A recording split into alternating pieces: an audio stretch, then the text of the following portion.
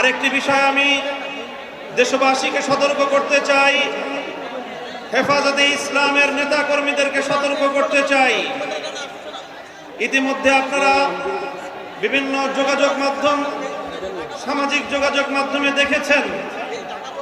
পরাজিত শক্তির ফ্যাসিবাদী নেত্রী জালিম শাহী শেখ হাসিনা নরেন্দ্র মোদীর ঘরে বসে বাংলাদেশের অভ্যন্তরে 15ই আগস্টকে কেন্দ্র করে বিশৃঙ্খলা সৃষ্টি করবার জন্য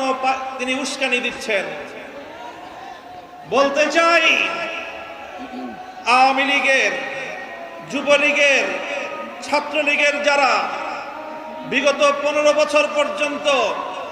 হাতুড়ি লীগের ভূমিকা পালন করেছেন, মনে রাখবেন এখন বাংলাদেশ আর সেই 16 বছরের ফ্যাসিবাদী